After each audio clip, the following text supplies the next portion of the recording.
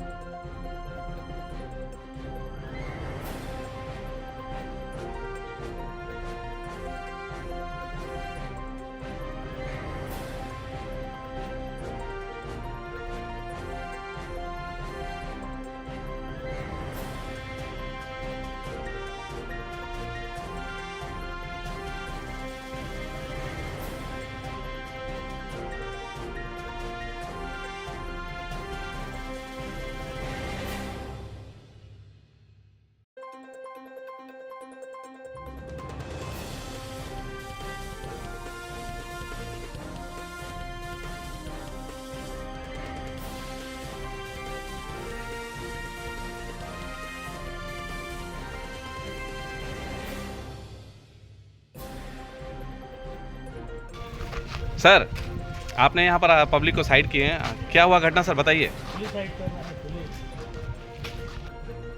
Sir हम नहा रहे थे, जैसे नहा रहे थे मेरा लड़की घर के अंदर घुसा।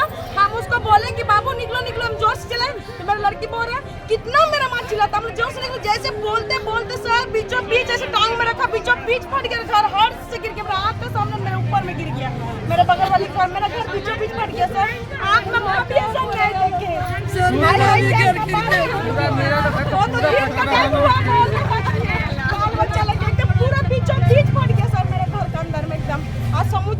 आप लोग कितना फैमिली थे घर में? हम लोग घर में है 7 फैमिली। अभी कैसे करके बाल बच्चा को निकाल लिए घर का सामान वान सब कुछ छोड़, सब कुछ नहीं, जो पहन के और कुछ नहीं, सब छोड़ के घर के अंदर में। क्या नाम है आपका?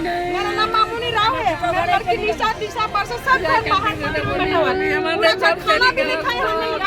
চলি গেছে গো ছবি দিব রে গো, চলি গেছে দালানটা গোটা গো। আর ঘর এটা কটার সময় হলো ঘটনাটা? এটা হলো 3টা। তখন কি করছিলেন আপনারা?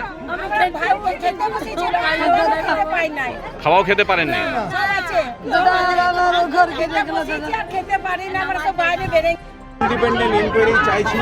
যারা অর্গানাইজেশনের কোনো অফিসার বা লোক হবে না, বাইরের তারা লোক হবে এবং তারা এই পুরো ব্যাপারটাকে ইন্ডিপেন্ডেন্টলি ইনকোয়ারি করে একটা ইনকোয়ারি রিপোর্ট সাবমিট করবে, যাতে কিনা দেখা যায় যে এই যে ঘটনা ঘটেছে এটা কি মেয়ার অ্যাক্সিডেন্টাল ইস্যু, নাকি কারো নেগলিজেন্সের জন্য হয়েছে, নাকি এর পিছনে কোনো রকম কোনো অভিসন্ধি আছে। তো এর ব্যাপার যেটা আছে সেটা আমি নিজে এসেছি, আমি নিজে দেখছি এবং আমি যেখানে কথা বলার আমি কথা বলছি। আশ্বস্ত করলেন এলাকার মানুষকে আশ্বস্ত করেছি। এলাকার মানুষ দেখতেই পাচ্ছেন স্বাভাবিকভাবে যারা এখানে বসবাসকারী লোকজন যারা আছেন তাদের দাবি জানাচ্ছে। পুনর্বাসন তো আমি রিহ্যাবিলিটেশন বলেই দিলাম, পুনর্বাসনের দাবি জানাচ্ছে। প্লাস যারা মানুষজন এখানে যারা আছে তারা স্বাভাবিকভাবে একটু বিব্রত আছে, চিন্তিত আছে, কষ্টের মধ্যে আছে, আতঙ্কের মধ্যে আছে। স্বাভাবিক সবার ক্ষেত্রে এটা হতো, হওয়াটা খুবই একদম মানে এটা নিয়ে কোনো অসুবিধা নেই। ইঞ্জুরি আপাতত খুব একটা বিশেষ দেখিনি, একজনের পায়ে দেখলাম একটু মাইনর ইঞ্জুরি আছে। তবে এই ঘটনা যেটা ঘটেছে এটা যদি মানে আর একটু ব্লাস্টিং হতো যা শুনলাম আর কি, তাহলে অনেকটা এরিয়ায় হয়তো একসাথে নিচে ঢুকে যেত। তো এর পিছনে কি আছে ব্যাপারটা সেটা আমরা এখন খুব ইনিশিয়াল স্টেজ খতিয়ে দেখা হচ্ছে এবং সেটা প্রপার ওয়েতে যা করণীয় আইন অনুযায়ী সেটা করা হবে এবং এলাকার মানুষ যাতে এখান থেকে যদি স্থানান্তরিত হয় সঠিকভাবে কি আছে পুরো বিষয়টা আমি এক্সামাইন করছি এবং যেখানে কথা বলার আমি কথা বলছি।